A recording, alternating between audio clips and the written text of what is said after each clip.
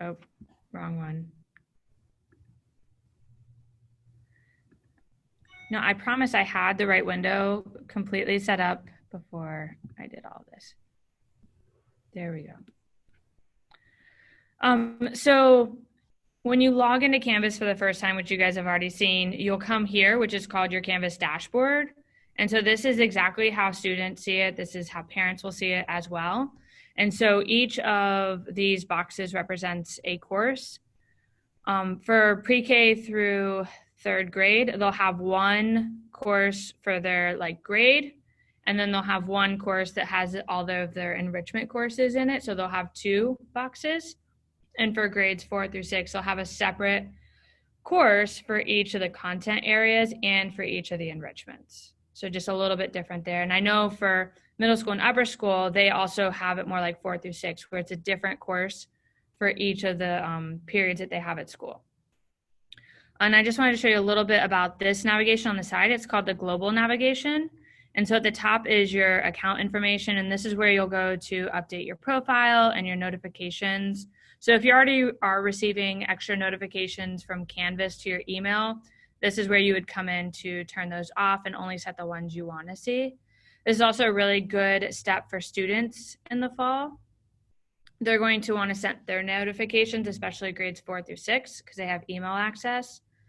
So they'll need to set their notifications to be aligned with what you want them to see. And some of that has gone over in the training course. So then your profiles here, and some badges, because you get to earn badges while you do the Growing with Canvas course. The next tab is the admin tab. And so yours will look just a little bit different but mine, but I do want to show you, you have this ability up top to search for different courses. And so Mary and I were talking about this because as you are teaching your grade level, you may want access to someone who teaches a grade level above or below you. You may want access to people who teach the same grade level.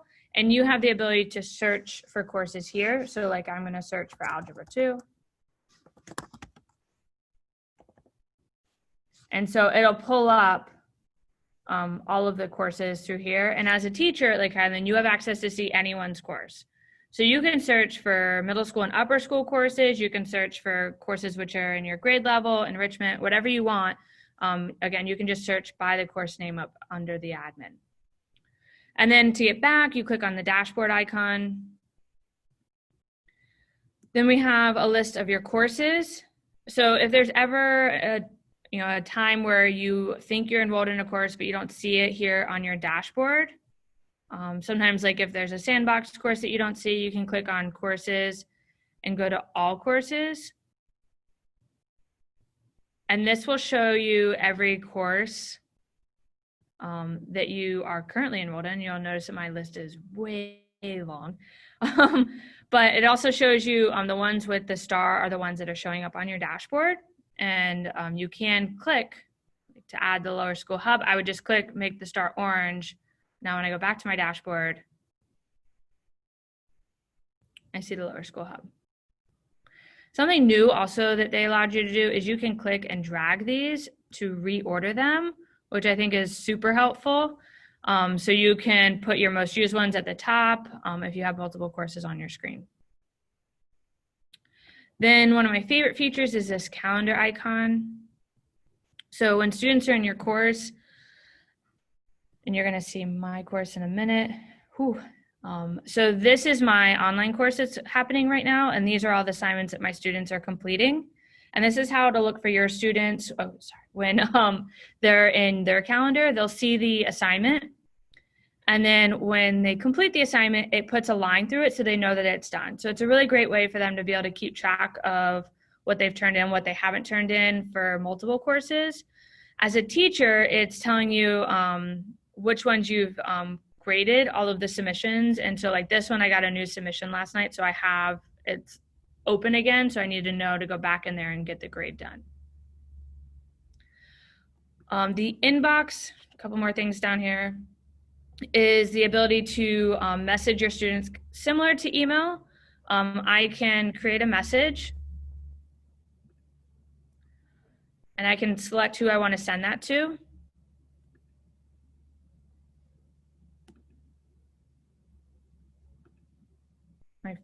I just froze.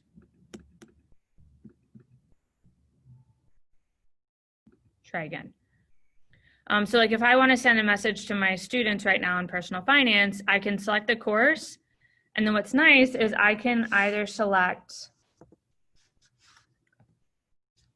I can select everyone in that one period, like my section that I want to email. I can email all at once or message all at once. I can message everyone in the class all at once, or I can message students individually. And so it works like email in the sense that you give it a subject and a body, which you can attach and provide additional information. But one of the nice aspects about Canvas messaging is that for grades pre-K through third, since they don't have access to email, you can still communicate with them through this option. We have turned off student-to-student messaging for all grade levels. So students are only able to message their teacher, and you won't have to worry about them like messaging each other during class or something that you don't want them doing. For your grades 4 through 6, these messages live in Canvas, but there's also a notification setting where you can have them go to your email. Personally, I like having this set up as a teacher. So anytime, like you'll see here, I've had Kylie's messaged me twice through Canvas. Every time she messages me, it goes to my Outlook email, and I can respond directly in my Outlook email, and it goes back through Canvas to Kylie. So even though these say I haven't read them, I actually just responded in my email, and it's not picking up that I responded. Does that make sense? So just one less place for me to check as a teacher. Everything comes to my email inbox, whether it's going through Canvas or whether they email me. And the last thing I want to show you is Commons, because this is what we're using to help you get the templates. So we have 2 templates here, one for pre-K through third and one through 4 through 6. And so Commons is a repository of a lot of resources in Canvas, resources that we create internally, but also resources of schools that use Canvas everywhere. So what I like is that here is where you would come to grab our resource. So like if I wanted to grab the pre-K through third template, I would click on the name of it and then move you guys over here. I would then import it into the course. And so right now we're asking for everyone to build in your sandbox course because your fall course won't be ready until schedules are ready. So that could be later in August. So your sandbox is a place for you to be able to play around, just kind of build and edit. And then once your course is live, we can copy everything from your sandbox into your course that has your students in it. So you would just click, and then down here at the bottom, you would import it in. And you can import it into multiple courses at the same time if you need to. I'm not gonna do that right now because I don't want that to go into the blueprint.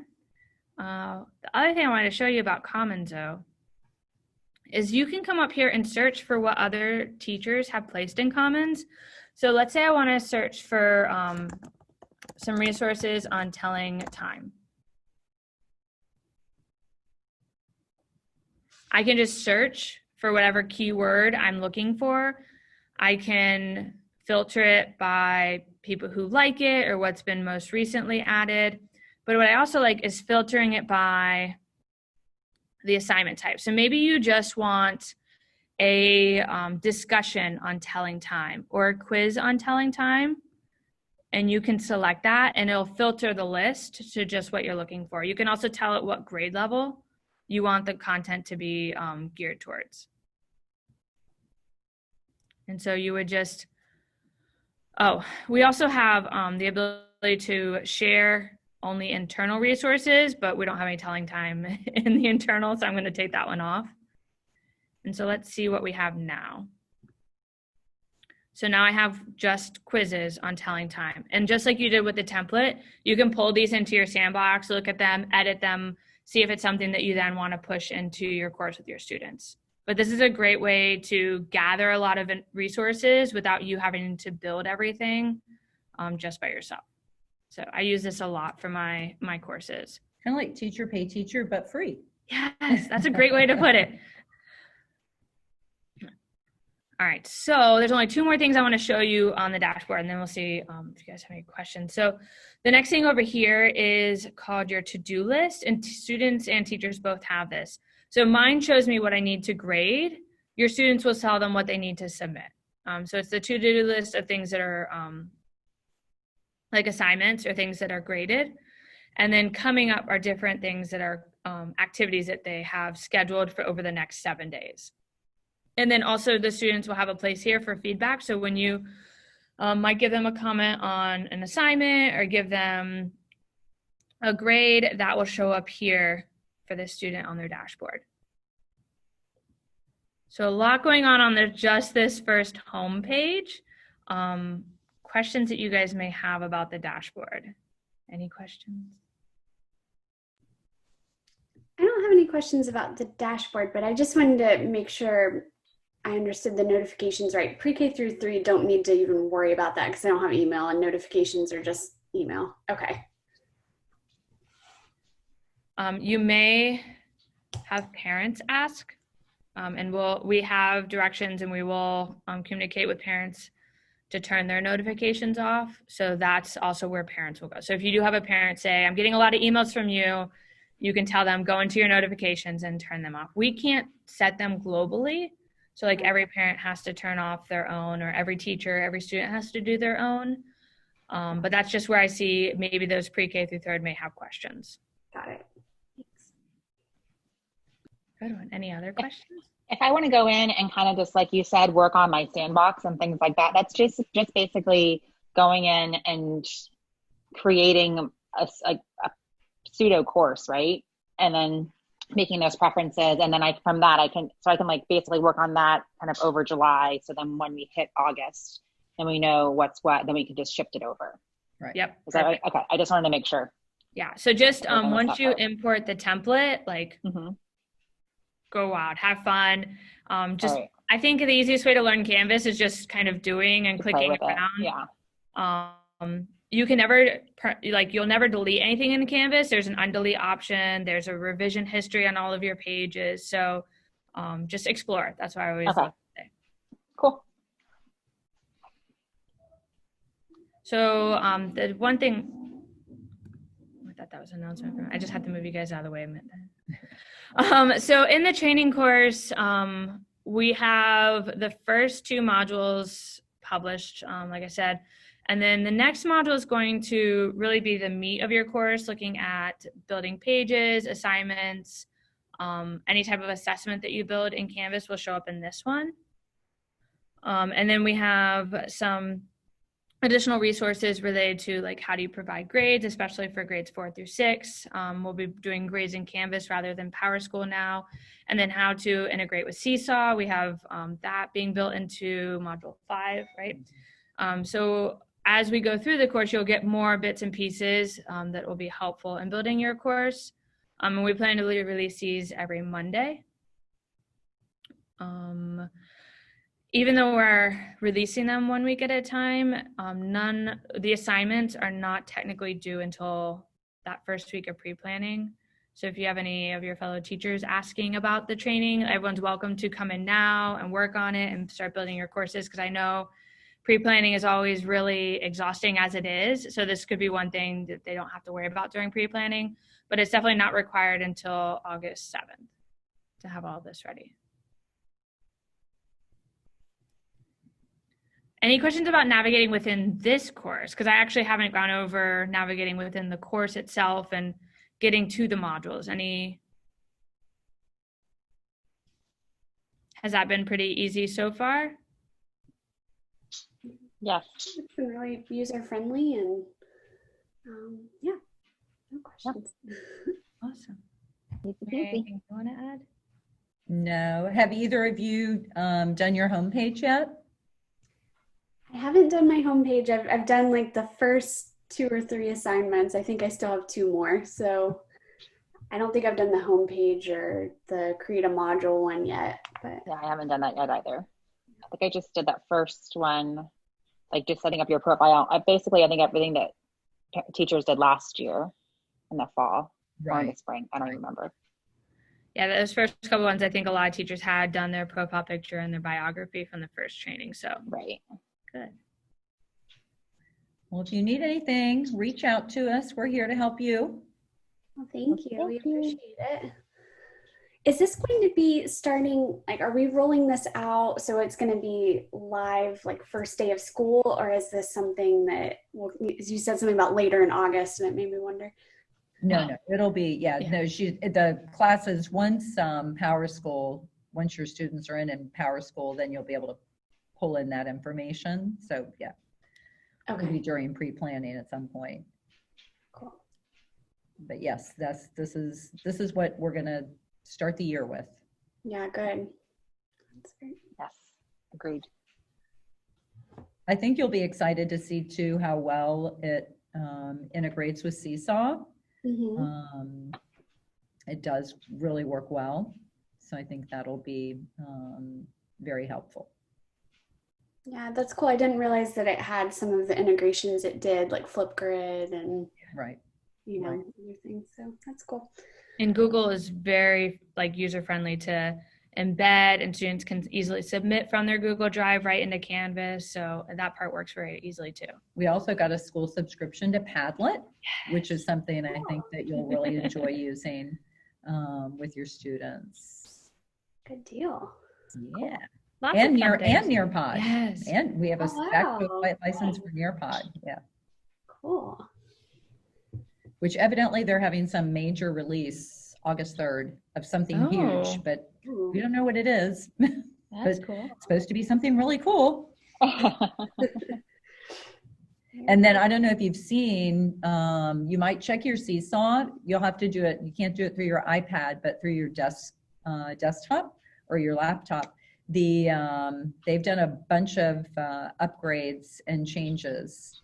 So they've released that. Not everybody has them yet. They'll be turning it on for everybody, I think July 15th, but you might want to go in and check. So you can add links now. You can, all kinds of fun stuff that'll make life easier. That's really cool. Oh, I have a question. Two questions. When we go into our settings, like I added Google Drive as a registered service or added Google. It says something about like you could check let fellow course or group members see which services I've linked to my profile. Does that mean like students will see that? Or I don't want to like confuse parents with a LH prep email or anything like that too. I don't check that. Okay. I leave it unchecked. It doesn't impact your ability to use Google Drive. So I just leave it to where they don't see which ones I have registered. Okay. And then one more thing. What is a group? So it's like they always use course/group. What's a group? Course class group. Hold on. I don't know. Some of the videos like referred to groups too, and I was just confused what that was. If that. So one of the features is being able to set group assignments and group activities within Canvas. And so you can take your class and say like, all right, you're a group in the course. And then what happens is when they submit for that activity, it submits for everyone in the group. Or like if you have a discussion board for a group, it only then shows that group the interactions of those members. But if you see it again, let me know. I didn't catch that. So now that's the only thing I can think of when it comes to group, Okay. is being able to set those settings. Cool. Okay. If you see it again, can you let me know where you see it so I can make sure that I'm interpreting that correctly? Yeah, I can do that. Yeah, like I don't even remember where I saw it. I just remember hearing it a few times. And I was like, "What's a group?" And there's a lot of videos. Just those are Canvas's like how-to videos, and they just do a really good job showing everything. But yeah.